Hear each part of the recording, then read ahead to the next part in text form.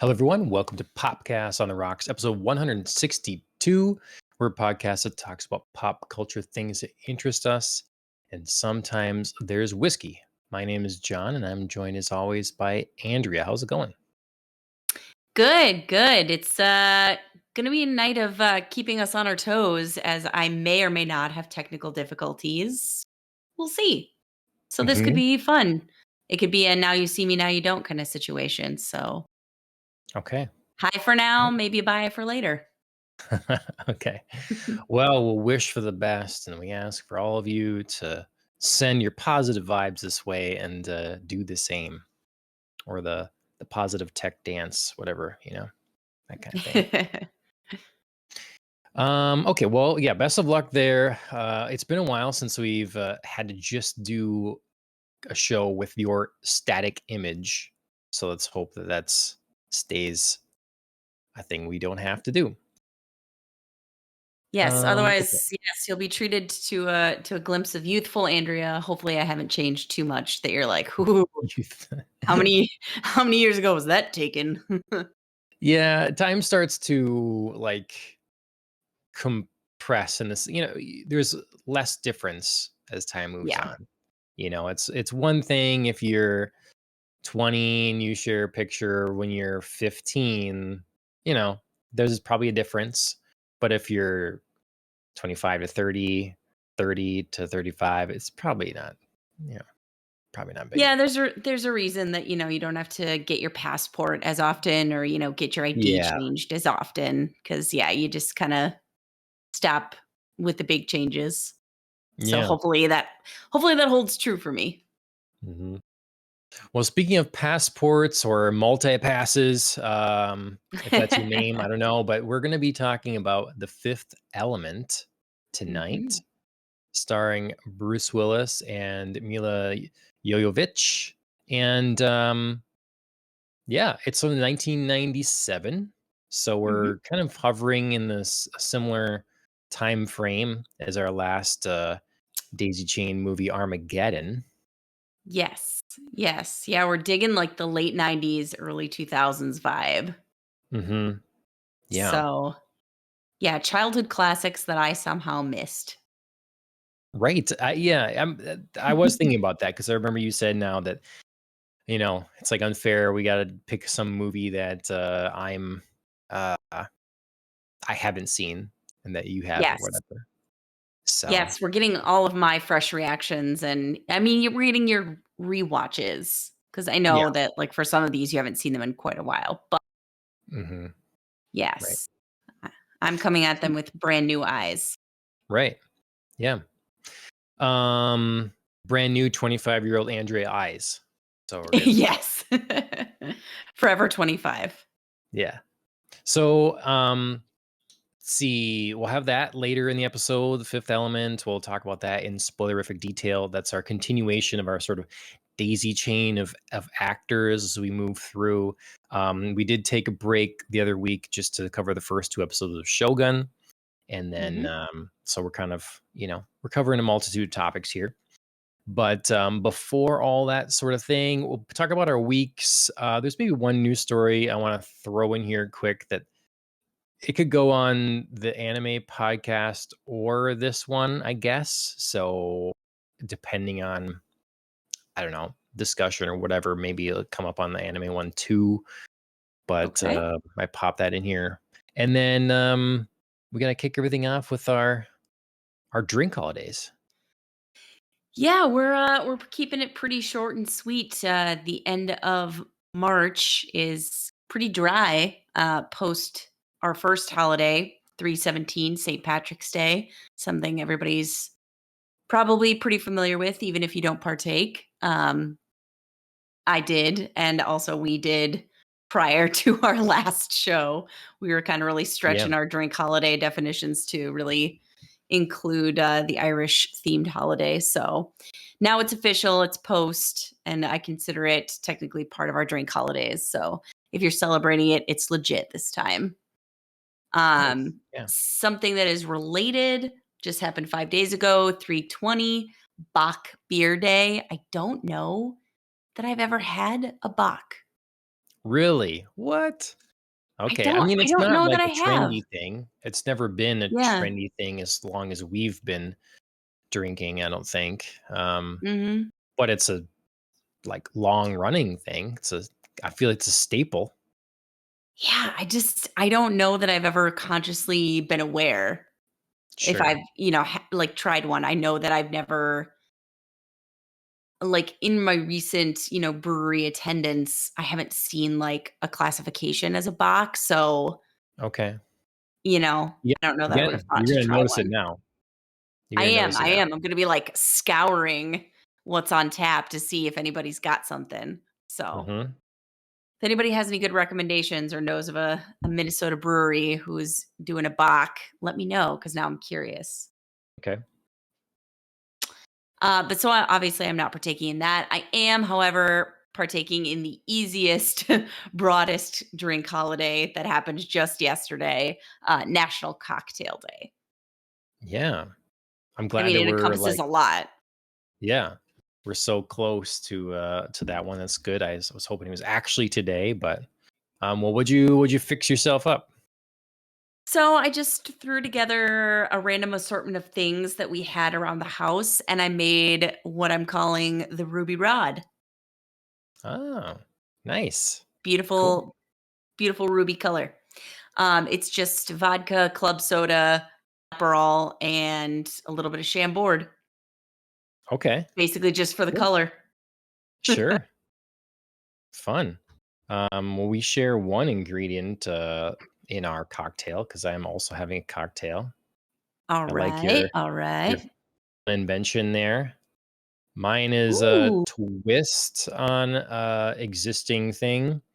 So it's pretty. we're done.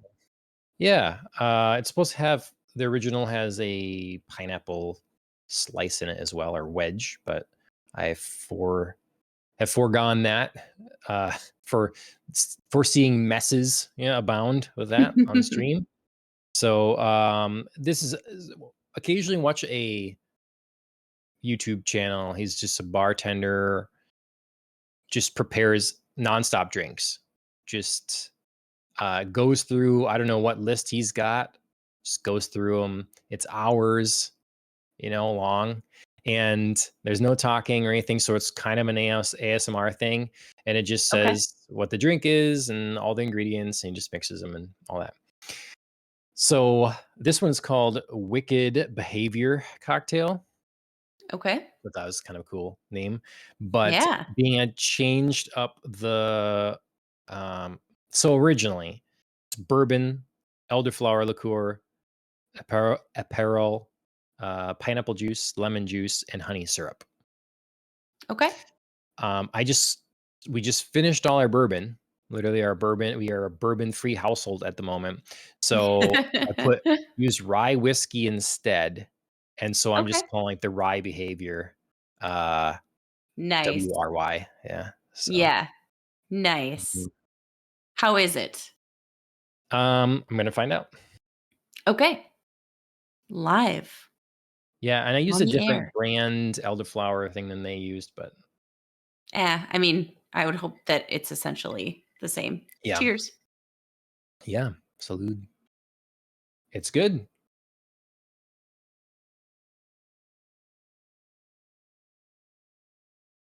I could drink a lot of them. I could put that back. That that's gonna be a dangerous cocktail. Um, He says with a wry smile. I know, right? Yeah, exactly. And then yeah, I made I don't know if they just sell honey syrup, but I just made some quick. I guess that's Sure. a better element here. We get honey from Greece. We order honey from this like family in Greece that sells that on Etsy. So we get Oh, like okay. honey and olive oil from their like farm. So Wow. That's pretty cool. so How did you, yeah, stumble into that? I I think Ashley was looking for a different honey. We just heard like how it varies so much, and yeah, I don't know how she decided to look on Etsy. no idea about that. But all kinds of shops there, so Okay. they're Well, super very nice. cool. They send you like notes. They'll send you a little extra sample of something or another. They have sent us. They do baklava. They'll send you like a little Ooh. extra thing of that. It's very good. Yes, So please. Yes, please. yeah, I love baklava. I should ask what the shop is. I can say on here what it is. So yeah. Yeah, next time, But anyways, add it to the plug list. yeah, I know, right? Yep, it's a lot. So, all right. Well, great. Both got a fun cocktail. It was very Indeed. themed properly, and yeah, weeks. It's been. Did we have this last week or yeah? No, 2 weeks. It's been 2 weeks. Last week I was an mean, anime one. well, yeah, it's been like a week and a Right. half-ish. Right. Yes, it was. That's right. So, It's like a Friday. Hmm. but yes, there's been time. So I have been pretty much just been like continuing shows. I've continued watching this season of Ghosts. It is fantastic. Check it out on CBS. I am watching, if you care, the American version. But I think it's absolutely hilarious. Like Okay. the supporting cast who plays like the core group of ghosts is just chef's kiss. They are beautiful. I am continuing on watching Apothecary Diaries. I'm hopefully going to be caught up as we head into Detour this weekend. I'm watching Mm, Solo Leveling. I'm hoping to get caught up on that as well because I fell pretty far behind. Um, and then I forgot, I started a new show just because I was curious. I started uh, a show on Amazon Prime that has been adapted from a webtoon of the same name called Marry My Husband.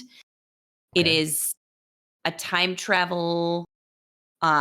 This happens in like the first few frames of the webtoon, so I'm not really going to be giving anything away here.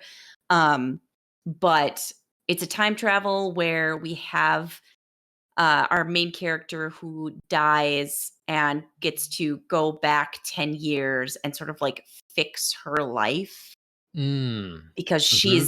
she's been sick, but she was also murdered.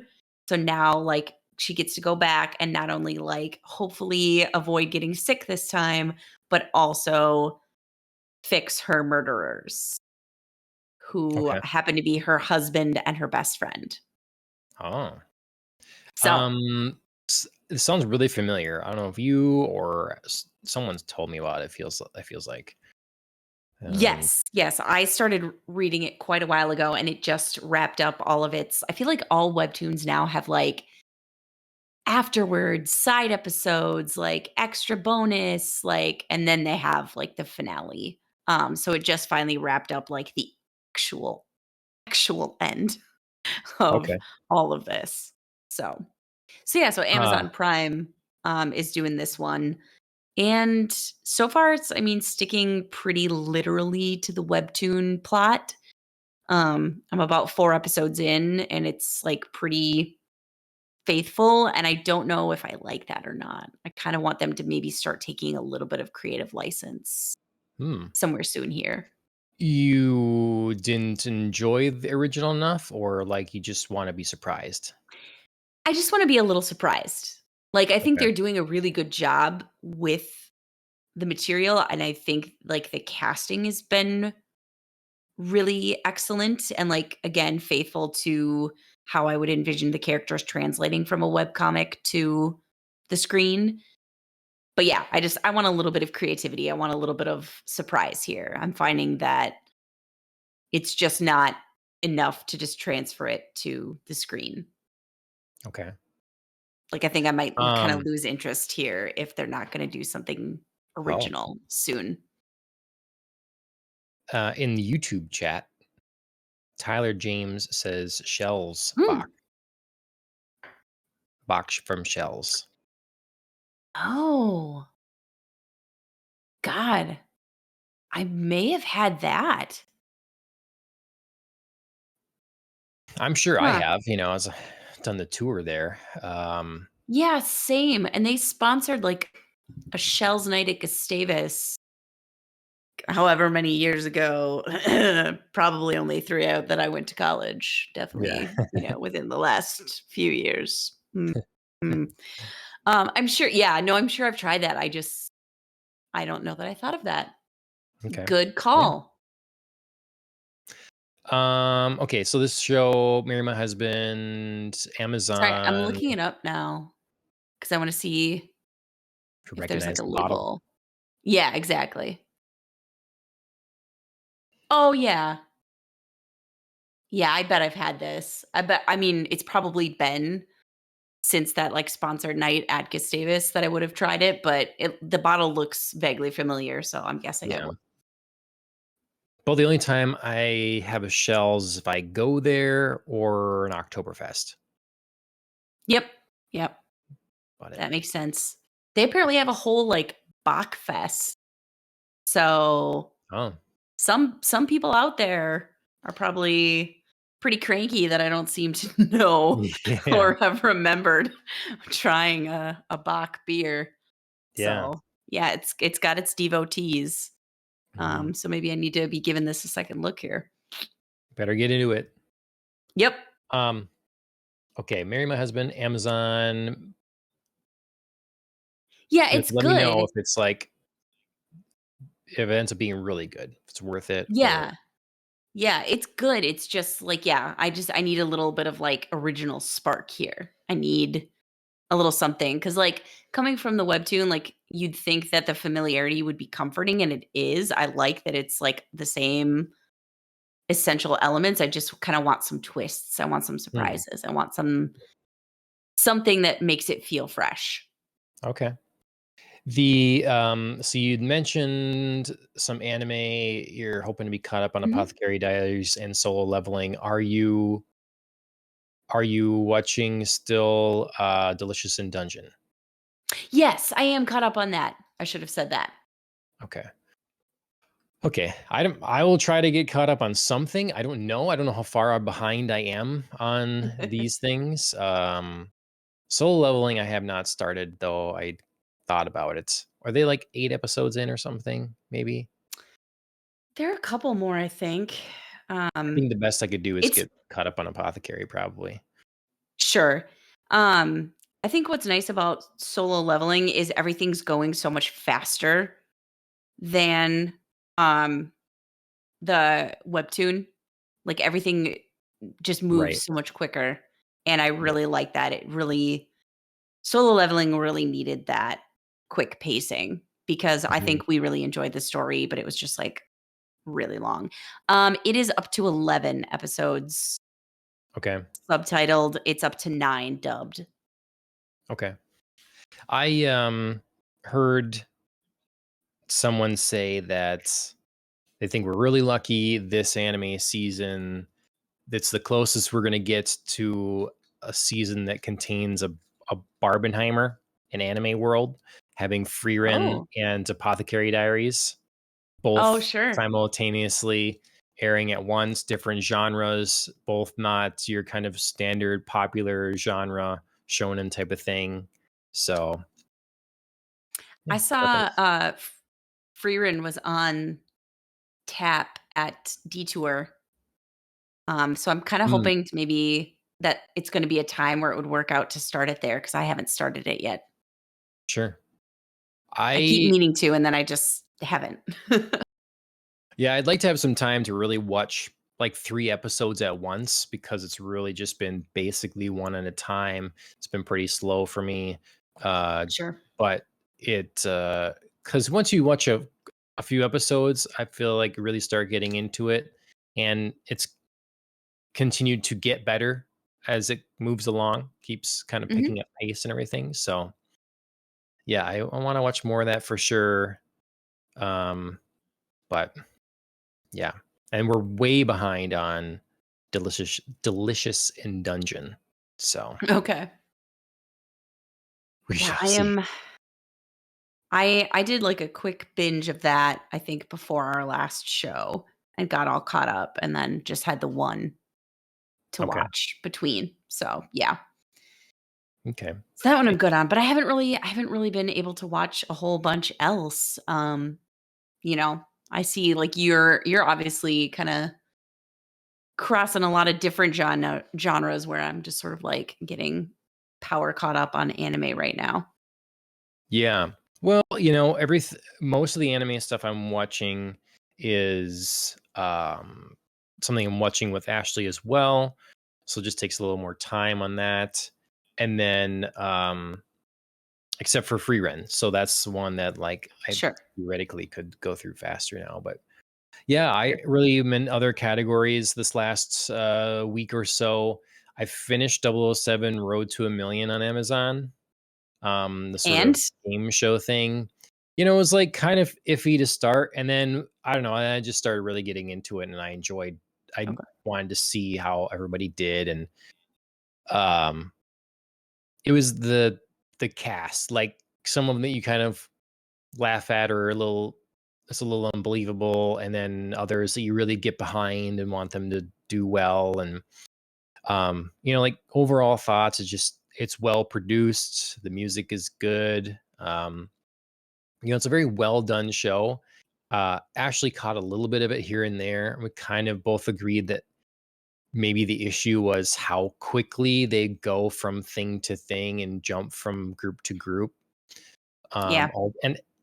Look, you got 9 couples. I get it, but maybe they're testing it with how many episodes they could, if people liked it at all, like we're only going to do Mhm. 8 episodes, they could stretch it further if people enjoyed it. I don't know, Sure. but yeah, ultimately I liked my time. I watched a bunch of it while working out and stuff like that. So yeah, it's Mhm. fun. Yeah. Yeah. I know I liked it. I've only completed 3 episodes. But my 2 issues I think we talked about, like, there were definitely some quick jumps, so it's hard to, like, get into what was happening with each couple or each pair. Hmm. And then I just wanted Brian Cox to have, like, just a little bit more to do. So I don't Sure. know if that changes in, like, the later episodes. Um, but yeah, I was actually ready for more Brian Cox. Sure. Yeah. No, I think that, you know, um, while we're on it, I guess I'll bring it up. It's kind of a little news thing that Mhm. stirred up the other week. Um, it was a rumor that I forgot which paper that doesn't have a great record came out saying this. Oh, yeah. Um, I can't recall which one it was, but they were saying anonymous sources, blah blah blah, that Aaron Right. Taylor Johnson was within the week going to sign to be the next James Bond. He'd been officially Mhm. offered the role, and Mhm. a lot of press picked this up. I'm not sure why this time, because there's been other rumors, I guess, similar. Um, but this time it really kind of hit main, a bigger audience, gain traction. Like maybe to me that speaks to people approving of this choice. Mhm. Um, but I don't know, the week came and went and we have nothing official. So that doesn't mean that he didn't sign something and they're just not announcing it. But Right. we're really where we were before. We don't know. Yeah, I mean, we're obviously, I think, in a space where we're all waiting for that announcement. So, I mean, is it I don't know, I feel like we're in an all but confirmed space, right? Like, it feels like you said, like, so many news outlets picked that up. It feels a little weird for it to be just a rumor. But no one else said, like, I also have inside sources to corroborate this claim. They just regurgitated the original claim from the original printing. Yeah, Because it that's the just way it was in the gaming space recently. Like some leaks started happening with Xbox stuff, and then all these other insiders kind of came out of the woodwork saying, "Yes, my sources back this up. Yep, I've heard that as well." sure. We So, didn't have that. do you feel like this was kind of like a floater, like a rumor, like, put out there just to, like, test the waters and see, like, okay, it may or may not be true, but we're gonna say, like, we have one source, and we're gonna put it out there, and everybody picks it up, and we're gonna see what the reaction is before we actually offer Aaron Taylor Johnson? Or is this just, like, something unsubstantiated that everybody was just so excited about that they were just like, "Yeah, like, let's do it. We haven't had You Bond know, news in a while. Let's just pick it up and see what happens." unless something has changed with kind of like Barbara Broccoli's attitude and Michael G. Mhm, Wilson, I don't see them as the type that really feels out what people want for a Bond in this way. mhm, I feel like they kind of have their discussions, figure out a direction they want to go, and then make their pick. I just don't see them being the source of like this being a tactic. sure, sure, I do think there are people in the know that are familiar with who's kind of gets brought into meetings, who visits where and when and is seen at this place or that place and kind of put together who's in the top list that they're thinking mhm, about. But mhm, yeah, I think that's about it. And I think it's I don't know. All the statements from them have been really like we're not doing anything. We have no idea what's next. We're not writing anything. And that could all just be complete cover. sure. I don't know. Yeah, it just seems weird that the rumor would be he's been officially offered and they're waiting for him to sign papers. That seems a bit strong Sure. Yeah. for nothing substantial that's there. Yeah. It seems like a really, I don't know. It just seems like there's gotta be something there to build this on, because we've had so many, like, false alarms about, like, bonds before, but nothing like he's signing a contract. I think, Aaron Taylor Johnson's really kept quiet about it. And at the same time, you know, wears the right watches, goes up to, the right events sometimes or whatever, does a Mhm. role like we get in Bullet Train. I don't know. Love Maybe that. it's just yeah, I know. Um, I don't know how to say this. Uh, Okay. Gazerder Forever in on Twitch says give it to Idris Elba or Timothy Chalamet. I mean, that's definitely been one of the things that people have bandied about as like a joking thing that, oh yeah, Timothy Chalamet, that will be the next Bond for sure. He's so And Idris young, Elba, it's though. too late, it's too late for him. I He's know he such a was. little baby. I mean, if you were doing some sort of, like, Bond true prequel, maybe, Mhm. which is not the point of Bond. The point of Bond is he's, like, an established.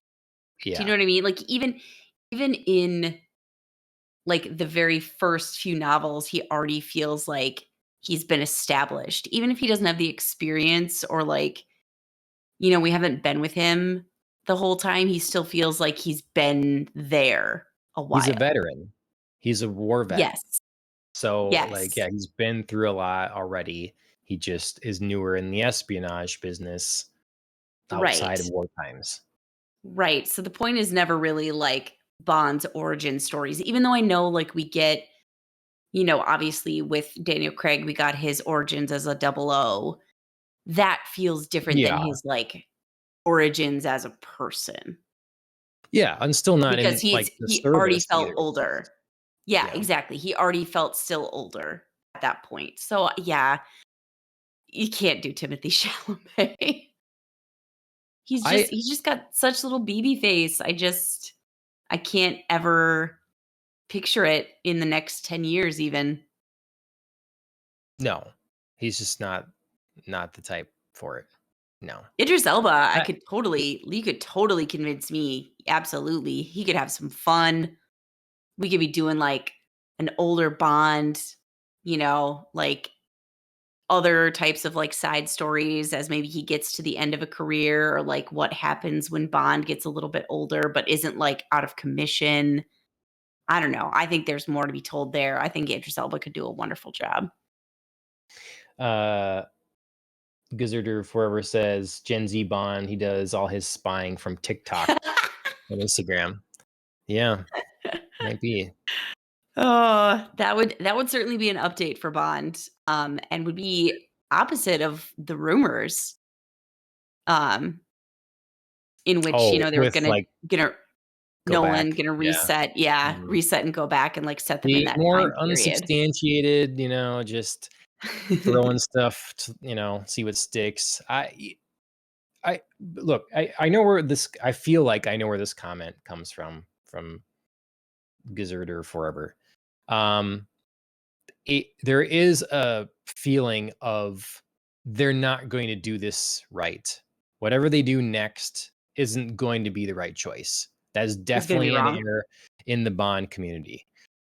Sure. And I though I understand the concern, you know, um, everything now the phrase goes along with stuff like it's going to be made for a modern audience.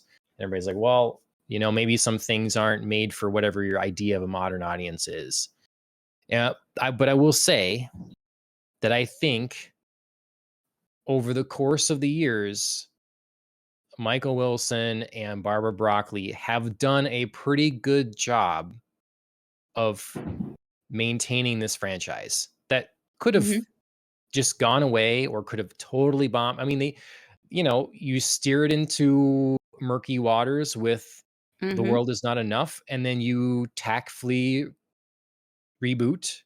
And I know there's some complaints now with how things ended and stuff with Daniel Craig and everything, but not many people were complaining when it started.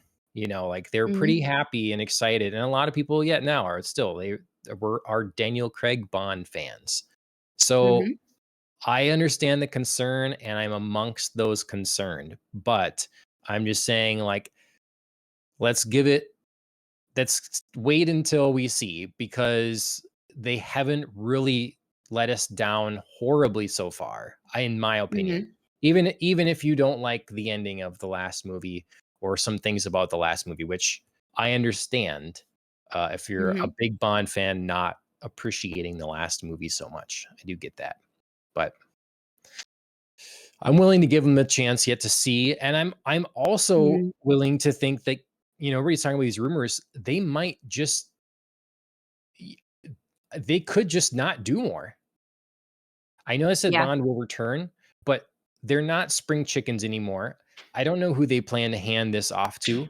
There's always like people, they've had so many rights disputes, and like the company going from one place to another. It's like in Amazon's hands now. It's all this different stuff. Like there's a lot of fingers in the pie, and I mhm, could see it just being gone for a while. sure, We have the Mission Impossible movies that have done quite well, sort of taking over the type of movie that Bond was, despite the box office failings of the last one. So I could see them just like legitimately giving it a breather, mhm, where they made hundreds of millions of dollars on this, mhm. like held together a pretty good legacy, and maybe we just don't see Bond for 10 years. And when it's comes back, it's someone new that's really running it, and Barbara's kind of like overseeing. I don't Sure. know. Yeah, I think you brought up a lot of, you know, difficult decisions that they're facing right now, and a lot of complex decisions. I think that there are unfortunately more people than ever for these execs and studio heads and, like producers to let down. And I feel like it's so much more difficult to make right choices because there's so many more avenues for fans to get their voices heard and to make their displeasure known and make their displeasure loud. So I think that there are a lot of times where decisions hopefully are more carefully weighed, but that can also really stall production and can stall new development. Um, because yeah, I mean, if they're not going to hand it off to someone right now who they feel is right and they feel can like carry this going forward, then what's the point of just like churning out another movie Yeah. if people are just going to be unhappy about it and it's going to be vocal and it's going to feel like, gee, did we ruin this thing? Did, we make wrong choices? Am I second guessing myself? Or, are fans just like not going to be happy with anything right now? And really what we should be doing is waiting and, like you said, giving this a breather, turning this over to somebody else because we can't see it right now. We can't see the way going forward. That makes people happy. That feels like it stays true to the franchise. I don't know. It's a lot to weigh. It's a lot to consider. I think for the Bond franchise, like you said, they've made a lot of good calls. Obviously, you're going to have in something as long running as this, you're going to have your mistakes. You're going to have your octopussies. Like, let's not be shy about the fact that not everything's been a winner. But on the whole, when you think of Bond, like there's a positive energy, there's a positive vibe there despite some blips on the Yeah. radar. Hmm.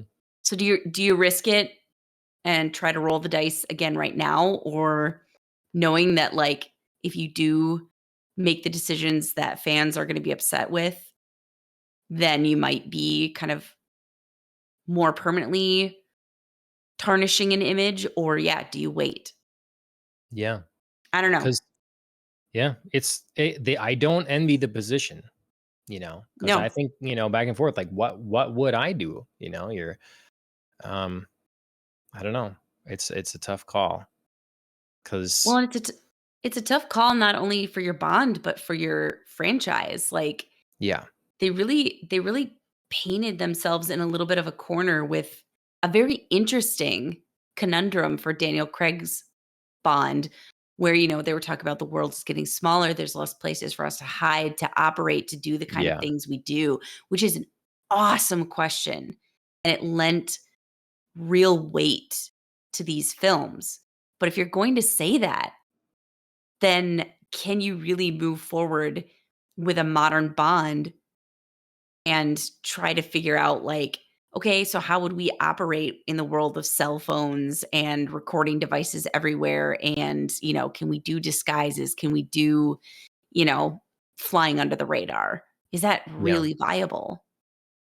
That's what's tough about it because, like they've said, that's why the Christopher Nolan stuff, unless something dramatic changes, isn't happening. Yeah. Because they've said Bond exists in the now.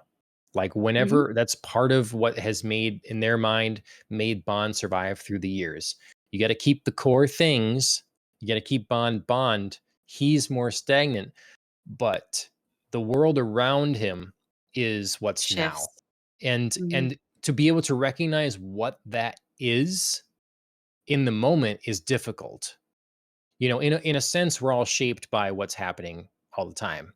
So then maybe what you make and what you're thinking of or whatever comes naturally of in the moment. But at the same time, there can be a larger, like, how do you see the forest through the trees type of thing, Uh-huh. um, when you're trying to tell something that makes sense now. That, Yeah. yeah, y- you know, um, and to your point, they've addressed some interesting things, whether it's, you know, uh, DNA targeting, or it's like a privacy or surveillance state type of thing. Like in the last few movies, they've definitely talked about those things that would be questions today or whatever. So, Hmm. um, would the fans be upset if they Mm. went the Matilda route and age up his daughter and work for MI6? Um, yes. Yes. Um, with Jason Bourne, Matt Damon aged out. He is 53, and can't do the stunts Yeah. anymore. Bond is just the code name for that type of agent. Well, no, I don't think so. I mean, James Bond is James Bond. 007 is the Yeah. code name. We saw that in Right. the latest one. Um, Which I thought Matt, worked. yeah, it made sense. I can see him certain places, like maybe you like a sports team retire a number. Maybe you would do that, Mhm. but um, I don't know that MI6 could be afford to be that sentimental. right, yeah. Um, Matt Damon, I don't think he's has aged out for Jason Bourne. I think there has been a re-spinning up of talks about him returning for Bourne again. The last one was a while ago, but I mean, he could do that. And when he was doing Bourne, like he was working up into doing more of his stunts throughout the movies. Like he didn't Mhm. start doing a lot of his own stunts. That was the time Mhm. we were in. Most actors weren't. So Right. he could totally do. I mean, look, you have Liam Neeson being super action star or whatever. They can make anyone be an So action good. star, anyone. And not that Liam Yeah, I Neeson's like mean, anyone. I'm just saying he's older and you can make no, anyone look really he tough. is, yeah. I mean, I think you would probably have to adjust, and that I think is hard because, this kind of like spy action, franchise really builds on like what cooler stunt can we do than the other guys and like what cooler fight scene can we have. So, Yeah. I mean, there is some of that in something like Taken, but it's very adjusted for Liam Neeson without sacrificing the cool. Do you know what I Yeah. mean? Like when I Yeah. think about Taken, there isn't like he's not hanging off of a helicopter or scaling buildings in Right. Dubai. Apologies to Tom Cruise for using some of his extreme examples, but the point stands. He's not doing any of that. It's a Hmm. great script and it's written for a guy who has skills but is older and can like A very specific set feasib of skills. Yeah. a very I know, but can feasibly do all of the things that are in Taken. So, Yeah. yeah, so if Matt Damon wants to return to Bourne, great. Let's just like adjust it for Matt Damon and not Yeah. be shy about that. Like it doesn't have to be like we're doing like the craziest, most complicated stunt. Like let's Yeah. just have it be what it is and have Matt Damon be able to do it rather than trying to push the envelope and then it being like really fakey and we're like, can he really move his body like that at his Yeah. age? Or whatever it is. Yeah. Uh, I do think some Bond fans are a little unfair in the idea that they expect Bond to try to compete, let's face it, with Tom Cruise in stunt game, because it's not It's going to happen. ridiculous. It's It's not going to ridiculous. It's so happen. stupid. You- Bond has always had great stunts, but you've lost the stunt game to Mission Impossible, and you can't Yeah. overtake it. Now you can find things that look really cool, but they're not necessarily more difficult or more dangerous. And Yes. the actor for Bond probably won't be doing them. It's like in the latest Bond, Daniel Craig, they got him riding a motorcycle up a staircase and doing kind of a jump onto a bridge. Daniel Craig didn't do that. They just digitally put his Mhm. face on the person that did it. Tom Cruise Right. would do that, and he makes sure that you know that he's doing it. So Right. you can't play that game. And that's where Bond has messed up in the past when they try to play someone else's game. So play Mhm. your own. And if you think the stunt thing is your game, admit defeat on this one and move on. And also, Yeah. that's another thing they could be doing. They could be waiting for mission to end. They'd be like, look, there's going to be one more mission movie. It's been delayed. So we're definitely not putting out or announcing anything before that's done and in the rearview mirror. Sure. So then Sure. we're the spy franchise on the market. We will kind of set the tone and drive the pace going forward. And that's what it's going to be. I can see doing that too. Yeah. I could be okay with that. I mean, yeah. If they're just like waiting for it to cool down and be a little less saturated, cool. Great. I love it. Yeah.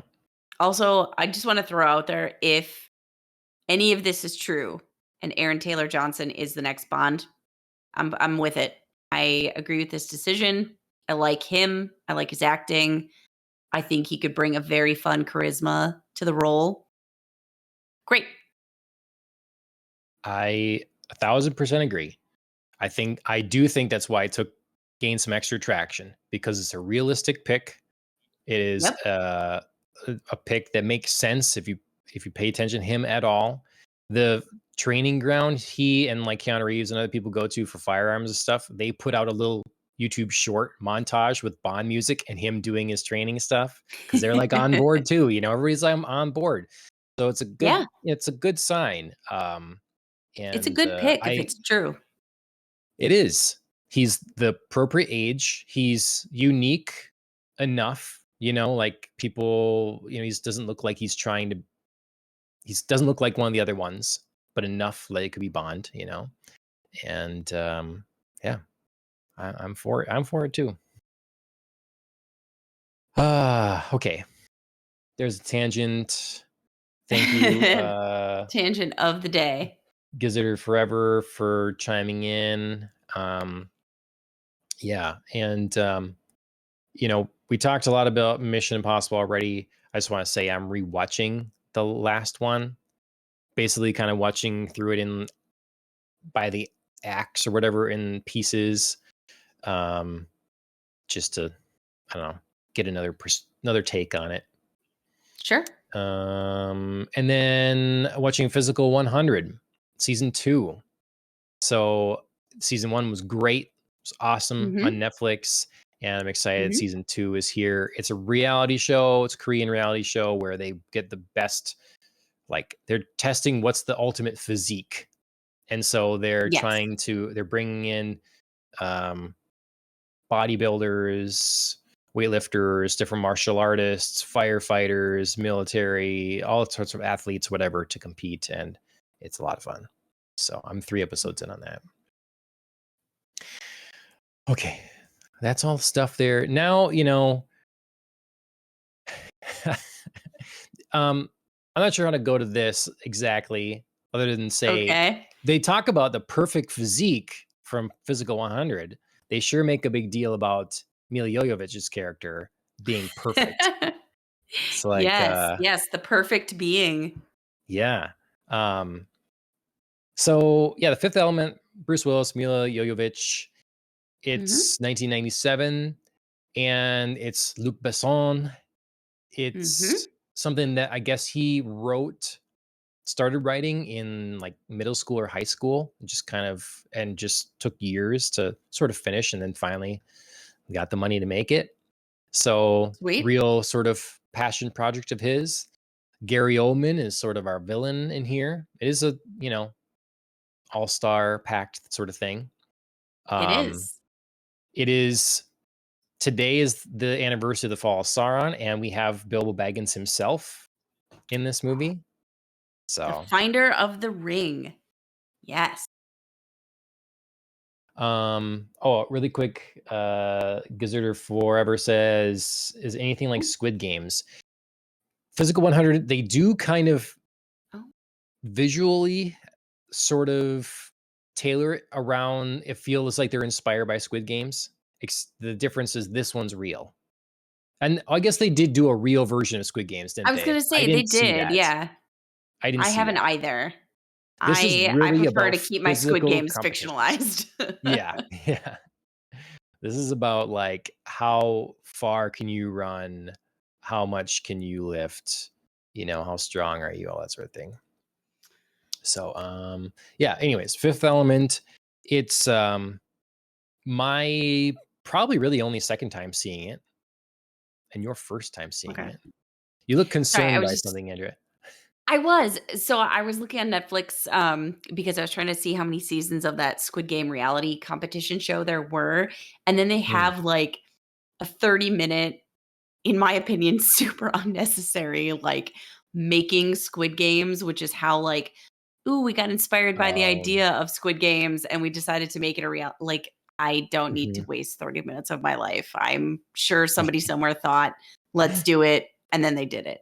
Yeah, it's like, would this be feasible in real life? Oh, it kind of would if we just didn't kill the contestants Right, afterwards. exactly. Like, Less great, murder and we can do it. we just covered that in 30 seconds. Yeah. Yay. Thank goodness there were cameras rolling to capture this Mhm. moment. Right. Um, so yeah, sorry. I'm obsessed right now, like, ever since I saw, Hulu put out that, like, Travis and Taylor documentary Oh when they'd god. only been officially announced that they'd been dating for, like, 2 months, and I was like, "What do they have to talk about? This is, like, the most unnecessary thing I've ever seen." I'm, now obsessed with finding more unnecessary media, and prime Speaking example right here. speaking of those 2, there's been an image going around, if you've seen it or whatever, and I just saw the Haven't. best, like, quote along with it. It's like Taylor and whatever his face is eating food together, and she's screaming at him, and someone just said, "The next album is gonna be lit." Uh, 'Cause they're gonna break up, and they're gonna have so much inspiration. It's gonna be perfect. Of course, of course. I have not seen that. Okay. Um, I feel like, I've been blissfully, non-aware of their status as a couple, since football season has been over. Yeah. It's the first I heard of it today, so, yeah. That's funny. Anyways, Anyway, speaking yes. of relationships and maybe Yes. unorthodox, pairings, we got, And very, very pairing. quick beginnings. Yeah. Yeah. Okay, so yeah, would you I mean, what are your overall impressions of The Fifth Element? Having come to it for the first time, getting one of those movies Yeah. that's, a past's view of the future. Yes. So it is creative. I like it. It's on the one hand something that feels really original in its, like, story and its character. There are, like, really strong characters here, and I love everybody has somebody very different to play. I did feel like with a lot of this, I kept getting reminded of other movies, like, in Mm, scenarios, in the way, like, some dialogue was delivered, in the way a character was designed, like, there were just elements where I was like, that reminds me of this movie. Like, I wrote in the opening, I'm like, "Oh, this is very like The Mummy," like, you know? mm, mhm. And then I was like, "Oh, look at these, like, aliens. They look kind of like a cross between an armadillo and, like, Star Wars fighters, like the droids, So that this are came in, like, first. I know, right? So I kept Yeah. having to remind myself that this is first, and that's, like, the bad part about seeing Yeah, this so many years later. It's like, I really what I'm seeing is, like, other people's inspiration from this in right, reverse, and it's so wacky. But it also reminds you, like, how culturally important and influential a movie can be, even in maybe, like, the smallest of ways. right. So, Yeah, I don't know. right. It was really interesting to me. Like, yeah, I had other, oh, there's, like, some Matrix style downloading going on here where, Lilu is just, like, like, she's absorbing a dictionary basically, but, it was very reminiscent of, like, the Matrix just being like, "Joop, I have stuff in my head Right. now from this computer." Yep. Um, Zorg, Gary Oldman's character, I was like, he reminds me of a futuristic hairstylist crossed with Justin Hammer from Iron Man 2 when he's, like, Oh my showing off gosh. his weapons. Like, he's doing that weapons demonstration. He was, like, a total dork, Mhm. but also, like, had some good shit. Yeah. Um, Mhm. so, it was just I don't know, it was really funny. I just kept seeing, like, all of these things that were reminding me of something else, or, like, I literally just watched Frozen 2 for the millionth time with my 3-year-old, and they talk about, like, oh, there are the 4 elements, and then there's, like, a 5th spirit that brings them all together, and I was like, "Well, that's creepy." So Yeah. I was trying to match up Frozen 2 characters with Fifth Element characters. I didn't get very far, don't worry. Yeah. But, That's so funny. yeah, again, this was it felt like a really creative and original plot, really creative and original characters, but then I was, like, seeing, like, these echoes in all these other places. So, Sure. Yeah. Yeah. No, I mean, I agree with it, but I guess I didn't make a lot of those connections. My like dominating view watching it again now is like I was ready for it to be weird because I knew it was, and Yeah. it's still really weird. Like it's still Yes. so weird. Yes. Um, I can't It was imagine helpful going that into Chris this. had seen it and it was like, "It's weird. It'll get weirder." Mhm. And I was like, "Thanks for telling me." Yeah, I Like, I mean, shouldn't that would be expect the the thing. weirdness to be over at some point. Right. Yes. Yes, there's not an introductory that's it's prepping you for the weirdness of the rest of the movie.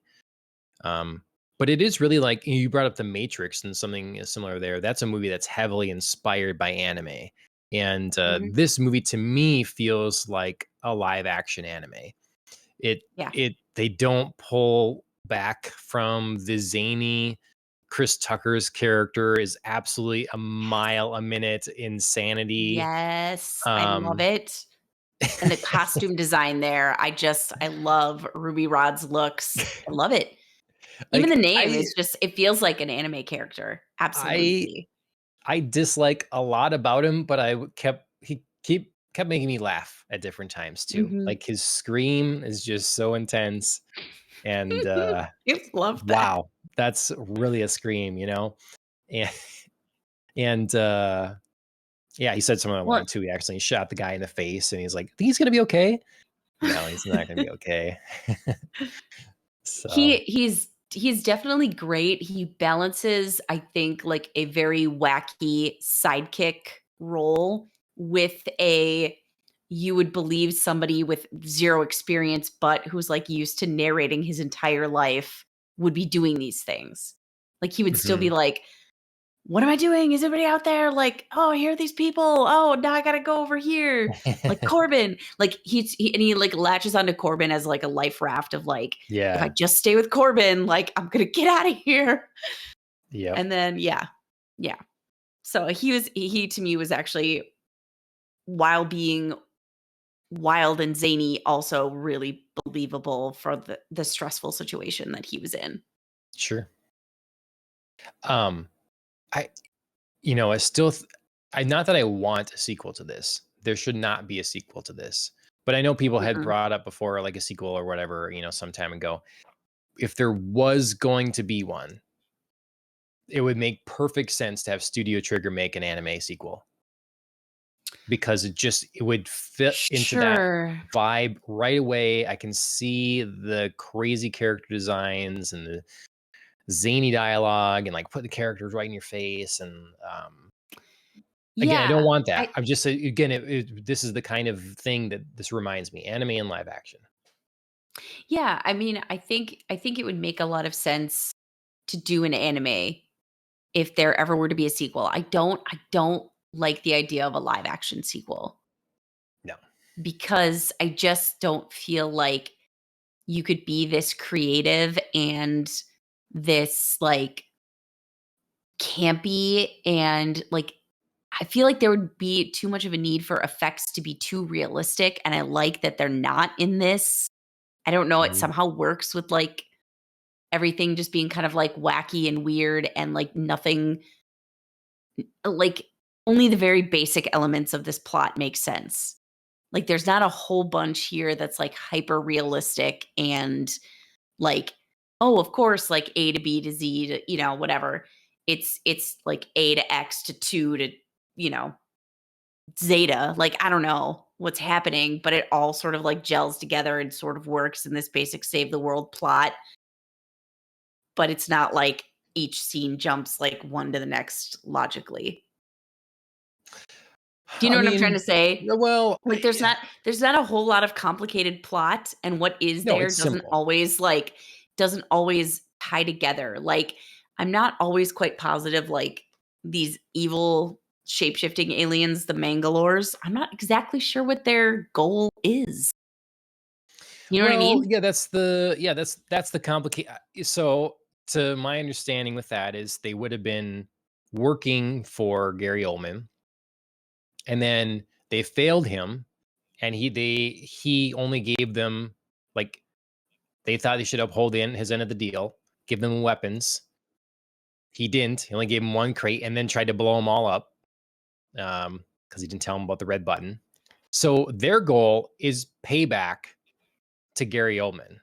Like that's their goal Right. in this movie right now. At first, it was like we're for hire. We want to get weapons for whatever the ends. They get weapons for whatever the ends. That really doesn't matter. Then they are betrayed by Gary Oldman, so now we need Right. to seek out revenge on Right. him. That's But their like goal. that's like the non-complicated, like overly explained. Do you know what I mean? Like it's so simplistic. They're just sort of there and then they're Yeah, like a factor in the plot. And I feel like if you were to make something now, there would be like, okay, we have a whole backstory, we have a whole reason why they're here and what they're doing and their motivations, and like they're involved in like a larger, maybe intergalactic war between them and, and this is just like a side quest. And then, whereas here, I was just sort of like, yeah, okay, I guess they're here now. And they're mad at Gary Oldman and they're getting revenge in a very roundabout way by kidnapping everybody on this pleasure ship. yeah. It Well, just wasn't always the most like logical move. It just was sort of I like happening to sort of gel together a plot that was very simple, and it was fine. it's the definition of a movie that exists for fun. To me, it's Yes. like it's not taking itself too seriously. It is Yes. like save the planet, but it's not. You know, obviously, we just watched Armageddon. Similar, like asteroids coming to the Earth. World ending sort of thing. And despite the zaniness of that, you feel like an extra weight. Like they make you Yeah. feel a weight of possible losing the planets and like the relationships that are lost and the people are Right. dying. This is not that. This is way more just fun. And Yes. y- It's I want 10 years ago, I feel like maybe this wouldn't fly. I wonder if it would now. I don't know. I don't know. mm, I feel like not, because the plot is so simple and we're basically just going through a series of random events slash scenes that are happening, and then we get a bunch of like resolution in the last like 20 minutes where it's like, oh, this is how we're going to save the planet, this is why Lilu is coming into existence, and like what the fifth element is going to do. You know what I mean? Like it's all very like, okay, we have to save the planet because now suddenly this like evil shadow ball is going to hit it, whereas Yeah, like well, the idea is that it, every 5,000 years, this right. thing combs the universe and destroys life. It's about just Right. snuffing out life. And if they can basically get the all-powerful weapon here, they'll Mhm. turn all lightness to dark. Their goal Right. is death. And so we, as a whatever religious organization, need to keep that from happening, keep the weapons out Right. of their hands, stop the destruction. Like that all makes sense. And then how does that unfold? And there's mistakes, that Mhm. happen, and Yeah, I they just feel don't like the focus on the lore. They definitely don't. But that's the stuff that makes movies 3 hours long. That's right. why we can't that's why we can't go to the movies and watch something that's 90 minutes or an hour 20 or something like Right. that anymore. Like sometimes the world doesn't need to be explained. It just has to feel like it exists. Mhm. That was always like Lucas's thing is like, we're not going to sit here and exposition you to death. We're going to drop you Sure. in the middle of the conflict and you're going to kind of figure out what you need to know as you move along. It gets the Sure. story going and it makes it feel like the world you exist in is real. Sure. Where so I feel like with this movie, I guess what I'm trying to say, and in a very roundabout way, I apologize, but like I like this movie, but what I like about it is the fact that like, unlike Armageddon, we are introduced right away to the threat that exists. You still have to like kind of figure it out a little bit. It's not just handed to you. You have to figure out like the lore, then like, okay, how does that translate later now into this like planet shadow ball thing? Yep. Um, and it's all condensed right away into 20 minutes. And then there's like an hour in between that and the last 20 minutes where it's like, hey, remember that thing from the very beginning of the movie? It's a problem again. You know what I Hmm. mean? Whereas like stuff like Armageddon, you're constantly getting like a clock, a countdown, Yeah. a flash to the asteroid getting closer. There's like reminders of like how it's all going to tie in and what we're going to have to do. This just like completely ignores that. Hmm. Like you have to really keep in your mind like all of this like middle action still ties back to that like very beginning existential threat and lore. Yeah. The movie doesn't remind you of that. So you just have to like as you're living through this middle that seems unconnected, it is because it's only connected very loosely because it's not reminding you constantly of like what's coming. And then it just like bam hits you again in the last 20 minutes. Yeah, the one place I see what you're saying, the one place that they try to remind you, and I think it's like the point that could have been expanded upon in some way because it's to me, the one glaring would be nice to know was when uh Gary Oldman is freaked out because he gets the call Oh from yeah. Shadow whatever. So you know Yeah. that he's looks like the villain, but he's serving someone else as well. And so whether Mhm. that's like a different religion Yeah. that speaks for the entity for the thing coming at Earth or Somehow the entity is don't know. sentient. Right. Yeah. Alan's reminding Yeah. me his name is Gary Oldman's name is Zorg in this movie, so I can call him Zorg. Zorg Yep. instead of Gary Yep. Oldman. Yeah, Um, it's like Jean something Baptiste yeah, Zorg. yeah, It's so random. yeah. It sounds like It's so perfect for his character. Like I said, he's like a cross between like some futuristic hairdresser named Jean Baptiste and some like random arms dealer like Sam Rockwell called Zorg. And they just sort of yeah. smash these two ideas together, and that's Gary Oldman. But he plays it wonderfully. Hmm. Yeah, it reminds me of like the name of a corporation in Ratchet and Clank or something, or one of their Yeah, bosses sure. or whatever. It's that kind of Yeah. sort of thing. Yeah, Gary Oldman, he does a great job. Very different, sort of weird Southern accent kind of thing he does, and very zany, as you say, outfit and everything. Um, Yeah, he's the right person for that because you have to commit to that and yeah, not look insanely stupid right. because that's Hmm. super easy to do with that kind of like dress and mannerism and get up. You could look very dumb. And Yep. he walks the line of being a little bit ridiculous, but making it work. Hmm. Let's see. I liked some of the, I always like watching the visions of the future from the past. Love that part why I love Blade Runner so much. But Yeah. their microwave was a lot of fun.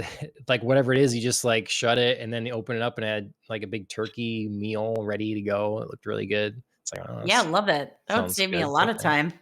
Hmm. Um, I love that the cigarettes, he's like trying to quit. So he's like rationed to 4 or whatever, and it's 2/3 filter. It's just like mostly filter. So, like that. That's a way to quit, I Um, guess. yeah, it's a way to want a lot more of them, I guess. I don't know. It's like that's the way to sell a lot more. Yeah. I definitely noticed so I saw right up front that Eric Serra did the soundtrack. Mm. Only thing I'm familiar with him doing is Goldeneye, and I know Mhm. they weren't super happy with the score that he delivered for Goldeneye. Oh, And I was I not aware of that. really liked a lot of he only did one Bond movie, and they just didn't like this kind of sound he brought to it. Um, Okay. there were some sounds that really worked, but some of those sounds were replicated here. Like it's a really classic. I mean, if you play the GoldenEye game, you hear all the time. I don't know how to describe it. It's like tinny, echoey sound like in a warehouse, kind of a beat, and they did it in that exact sound in this movie, and it's also prevalent in GoldenEye and in the game and some of that. Sure. So, um, Yeah. It's like vaguely tickling at the edge of my memory. yeah, if you heard the 2 back and forth, I would know it's it right there. Yeah. for So sure. it's but, other than me immediately thinking of GoldenEye with that thing, I did enjoy the kind of sort of romancy theme they had going. I like that. Um, how do you like, Bruce Willis's fashion? I Or mean, everyone's it's fashion? yeah, no, I mean, it's super simple. He and Lilu are obviously in the same color palette, so Mhm. that they're um kind of two halves of a whole there with like their orange, khaki, white, basic color wheel. Um so yeah, Bruce Willis, I mean, was fine, but like I said, Chris Tucker by far my favorite outfits. Just like his looks were just so unique. I loved like his Night at the Opera look, like the red and black. It just, I don't know. It was stunning, I thought. He should wear it to the next, Oscars or He could something. totally do it. He could Bring it totally back. do it. Please do it. I love it. Um yeah, I mean, I was just saying like the fashion was really fun there. The fashion that was not fun was that poor resort staff with their, like, sailor outfits and, like, little boy shorts. Oh god, they looked awful. Yeah, They looked like that's creepy bad. dolls. Like, Mhm. ugh, it was terrible. Um, but yeah, I think the fashion was kind of like a fun mix of, like, zany and, futuristic, and then keeping it simple for our more grounded characters, Yeah. like Corbin and Lilu, who despite, being the fifth element was not she was like a child, so she wasn't really like zany. Her personality wasn't like big. So it made a lot of sense for her to be more restrained in that kind of like outfit choice as well. Okay. Uh, And then we had our like priests who were very like, I don't know, traditional, like you throw a robe in a, earthy color, you call them a priest, yeah, like it kind of is that fits. universal, it works. Yep.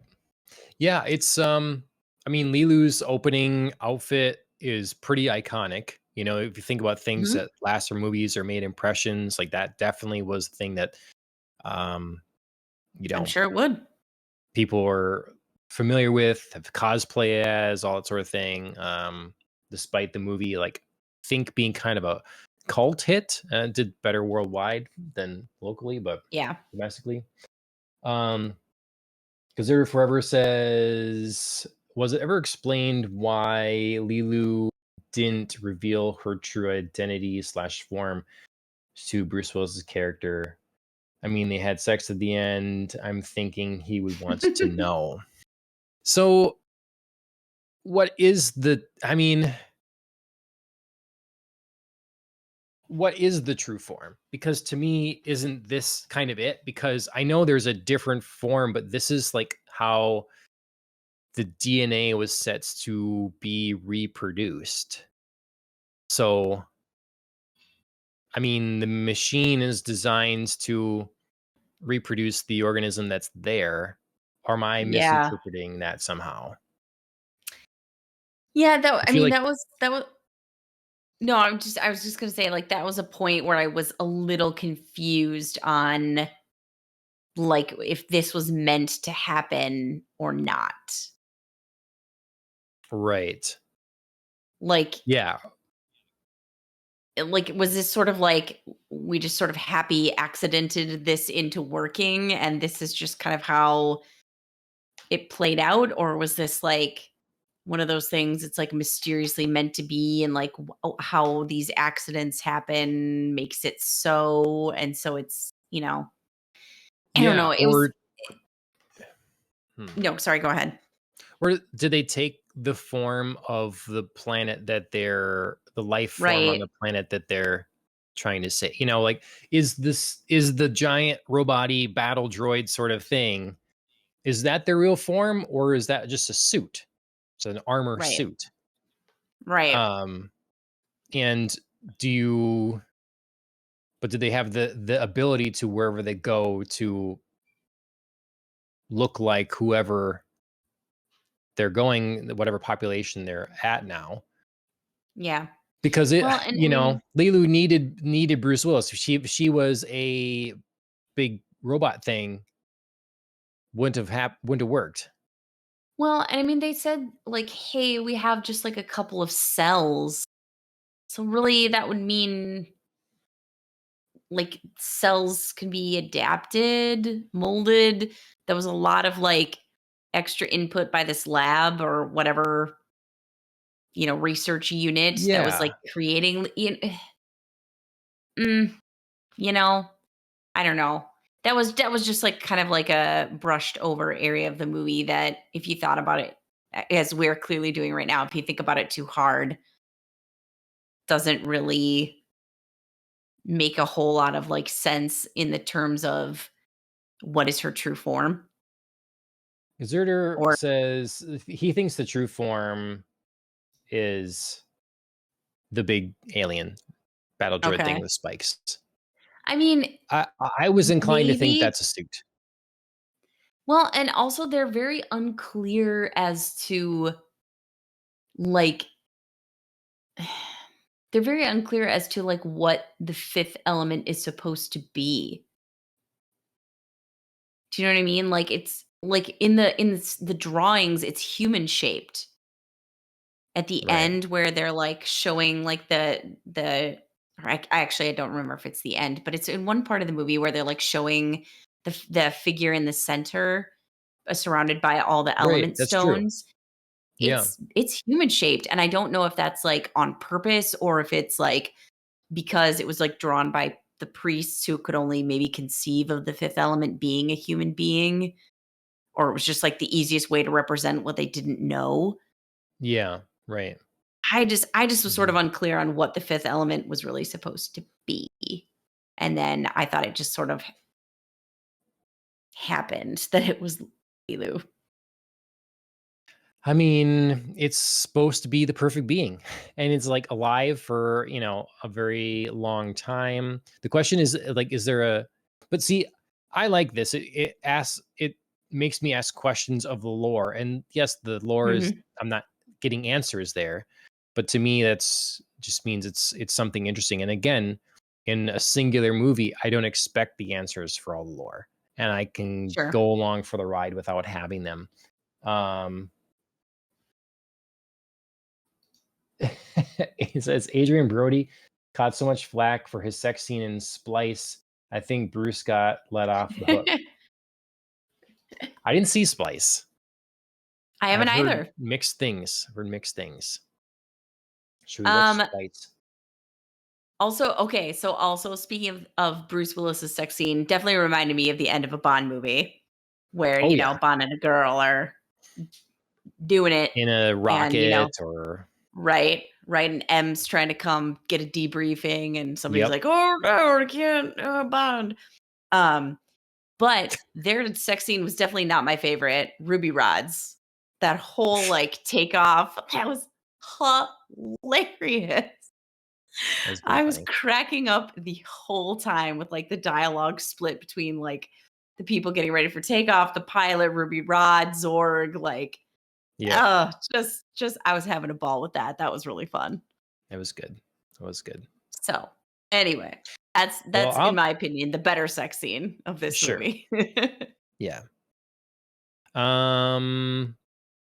Yeah. I hope that I was gonna watch some of the special features things. I wonder if they delve into any of these sort of Sure. questions at all.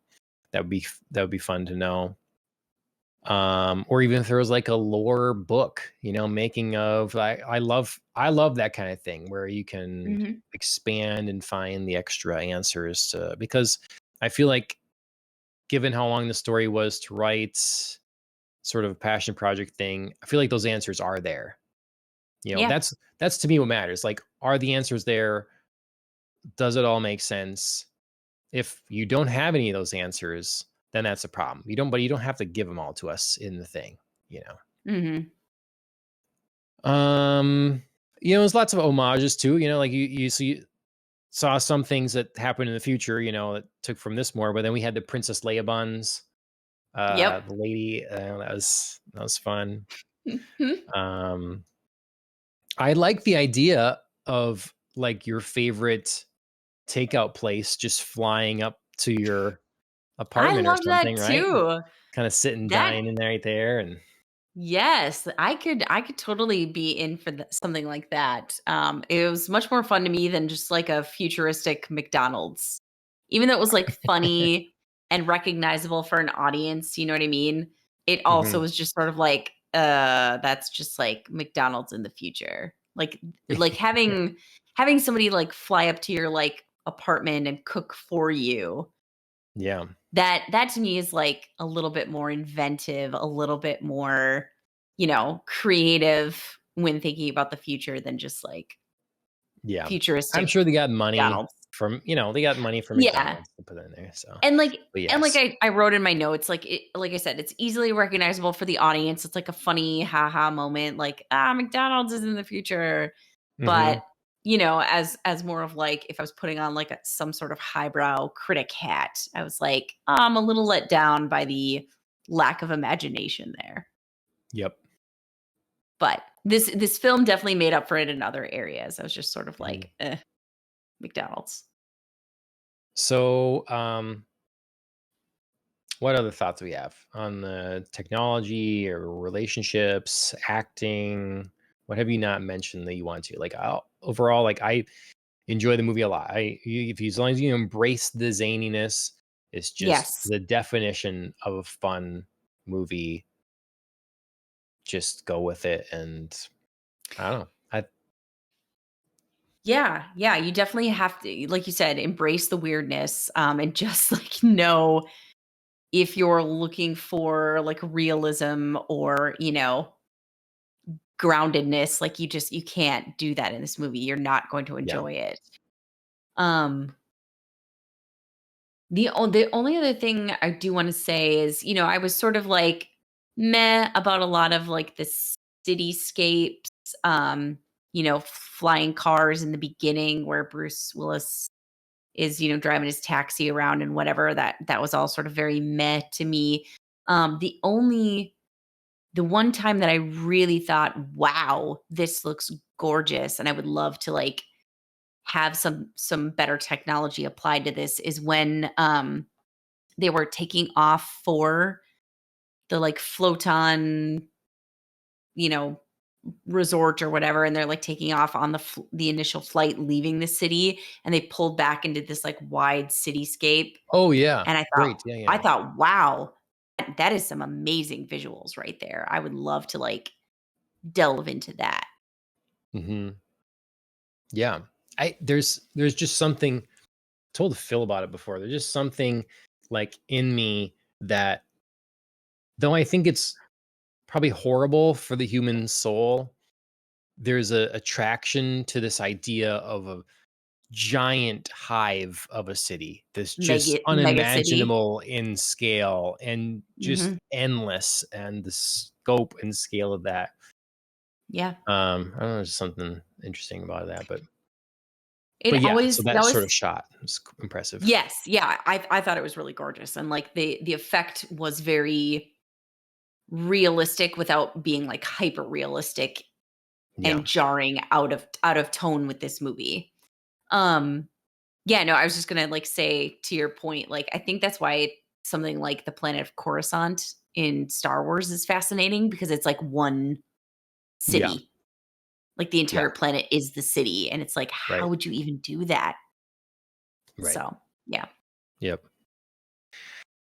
Um, I'm overall happy with the performances. I like all the performances. I like Bruce Willis having the kind of blonde hair, like, with his look, and I think that Mila Jovovich, like she got some flack later for her underperformance less than appreciated at times Resident Evil movies, Oh, sure. Yeah, yeah.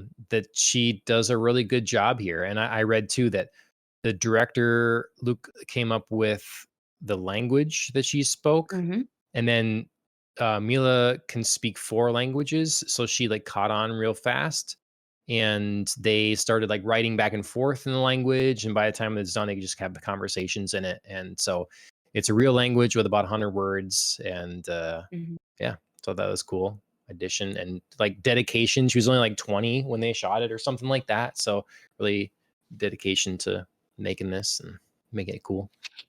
Yeah, yeah, that's something I did appreciate. It felt like, world building reminiscent of Tolkien, where, you're creating this language and somebody else is like picking up on it and they speak it very naturally.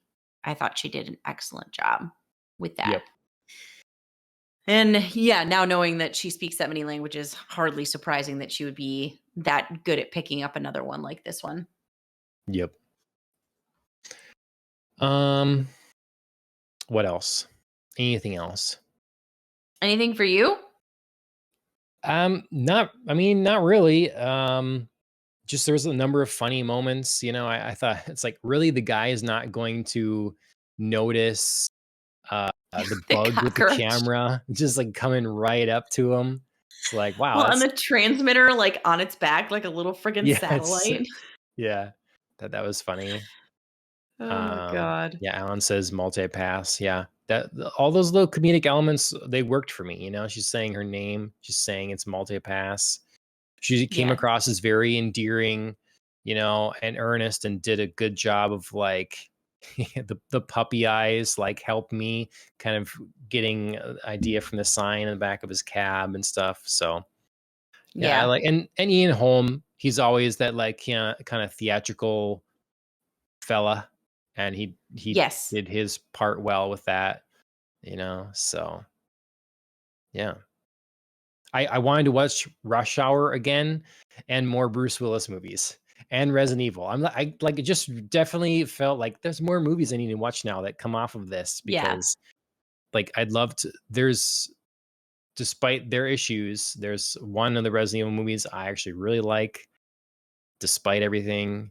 And Rush Hour, I haven't seen those movies in forever, but I used to watch them Oh, a I lot. know. So Um, yeah. I thought of Rush Hour randomly recently also just because I had rewatched, Entourage, and, like, one of the big pieces of one of the seasons is, like, one of the characters is getting a part in Rush Hour 3, and I was like, "Oh my Oh. god, I haven't seen those movies in forever." Mm-hmm. So I don't good. know. I can't remember if I've seen 3 or not. I don't Rush Hour know. 3, I definitely haven't. Okay. Yeah. I definitely haven't. I know I've seen 1 and 2, but I have not seen 3. Yep. Why who is sorry, I was looking up, Mila's, like, filmography, and I was trying to remember. Oh, this is the new one. So she's in Hellboy, but she's in the one with David Harbour, not Ron Perlman. Yes. Correct. Yeah. Got I it. remember there was some like I don't know. There was some controversy around that or something that came out because wasn't received well. I can't remember what Hellboy? like statement. Yeah, I can't remember what statement Yeah, she said about it or something or another. But yeah.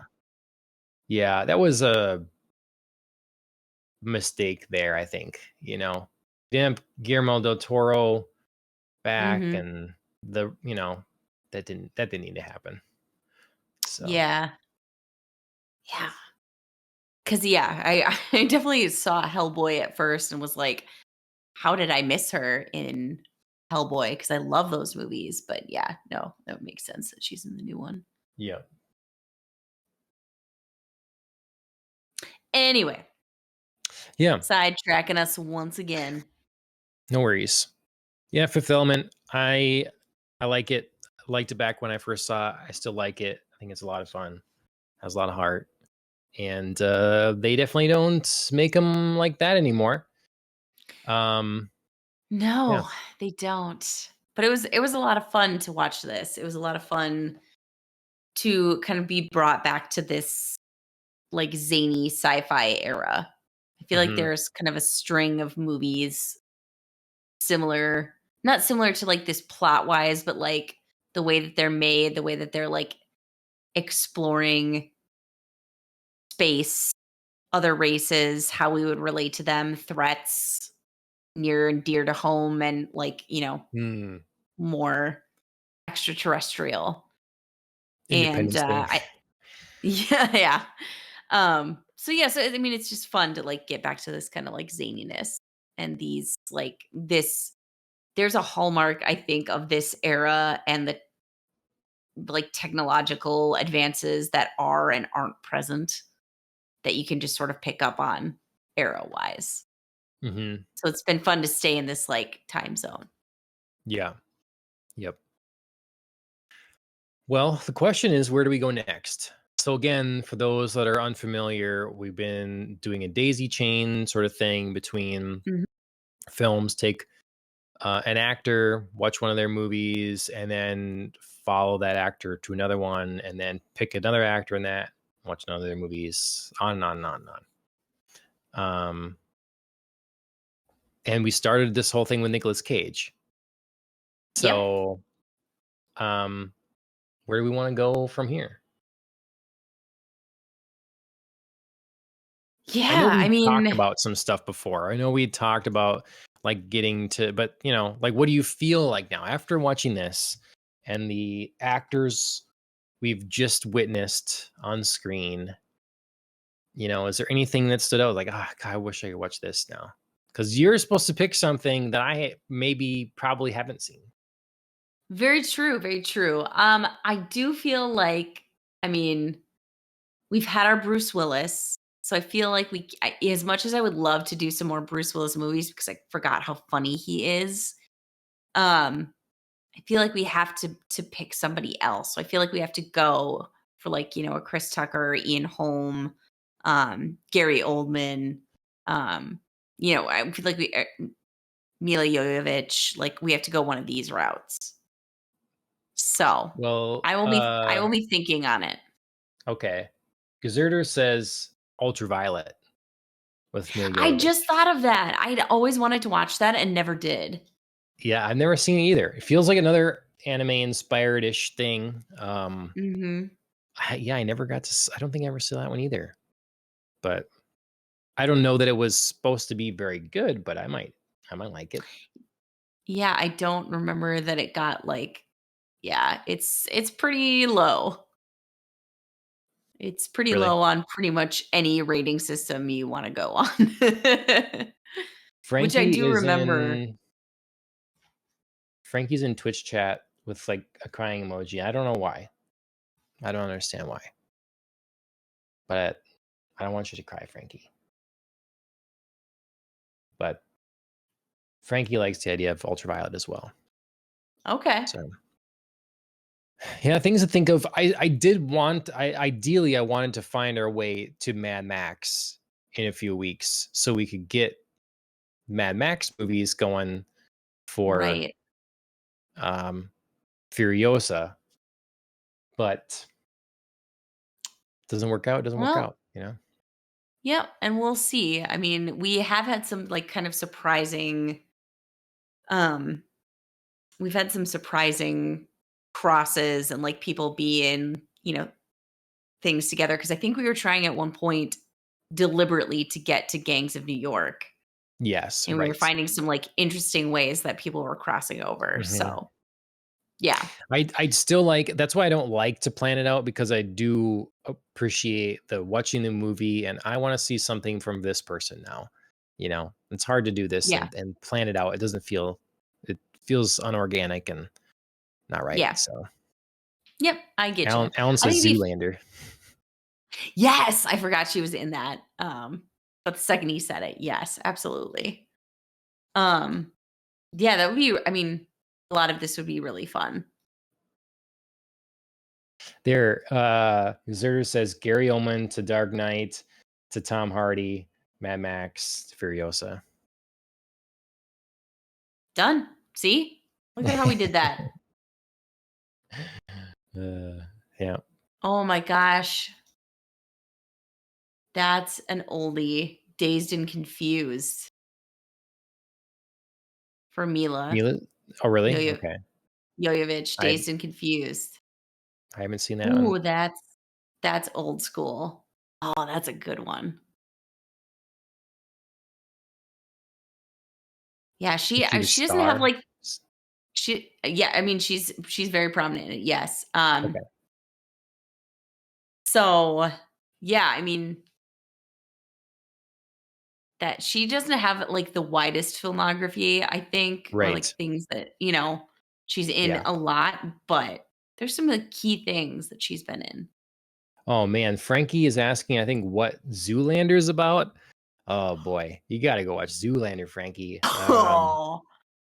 I mean, they don't make a lot of comedies today, especially not good ones, so you won't if you're in for be ready for a comedic treat. Oh my god, so Again, good. back to, I suppose, the '90s. So it's all about Ben Stiller is Zoolander, and he is a Yes. fashion icon. But he runs into some trouble, and he has to, kind of get his mojo back, and he runs into some funny Yes. characters, and yeah, And, save the modeling world. yeah, right. Save prime So good. ministers. Yes. So good. It's So ridiculous. It's another movie where you have to embrace the zany or you are not yes. going to like it. Hmm. Yep. Okay. So that's been the fifth element and our thoughts and discussions there about it. We have been tonight live on YouTube, X, Kick, and Twitch. And I appreciate everyone joining in. We had someone on Kick earlier that I thank them for jumping on, but they were definitely asking not relevant questions. So I guess I didn't bring it up. I tried to answer them quickly in the chat there, but wherever you want to watch us, I appreciate it. This will go up onto podcast services. Should be sometime tomorrow. So Spotify, Apple Podcasts, whatever, you can find us there under Popcasts on the Rocks, and a review on Apple Podcasts would be appreciated. Mhm. We also have our anime show, Ohio Anime, and that goes to the same podcast feed as this, but as a separate YouTube channel. So if you want to watch that stuff and you want something specifically just about anime, then you should check that out, Ohio Anime. And then we just want to say thanks to our friends of the show. As we say, is a growing list of people that we shout out. We should like take breaks in the middle to like shout out other people that we're gonna shout out. Our friend Mike, TrackMouse34 on YouTube, he does racing videos, and he's going to be racing coming up hopefully in a couple of months here, and you'll get cool videos from him. And MJ Honeybee on Twitch. She did that mostly Dead by Daylight streams. The other day she did a little bit of a Fortnite thing, and then Fall Guys. Mm. So make sure you follow MJ Honeybee. Killing the Flower, they wrote our theme song for this podcast, so check them out on music streaming services. And then Peter J. Gilbertson on Amazon.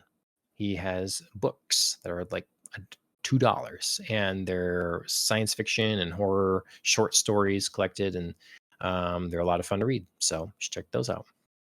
And let's see, real quickly, Gazuter says, "You have any plans to watch current movies like Ghostbusters or Godzilla X Kong?"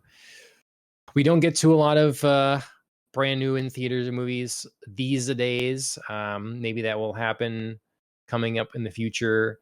I did make a point to see Dune. That happened because that was Yes. really wanted to watch for sure. I have plans to go soon, and also, obviously, we have plans to hopefully see Furiosa. So, Yeah, yes. Yes is the answer, just probably not the widest selection of current movies. yeah, yeah. There are going to be a lot of things that if they come day and date on the streaming service or something like that, Right. um, that'd be a better chance of that sort of thing. So yeah, we'll do what we can. But yeah, thank you everybody for being here. Appreciate it very much. And Andrea, thanks as always. See you next time. Yes, I was able to make it through the whole show. Woohoo! Thank you, tech Yeah. gods. Cheers.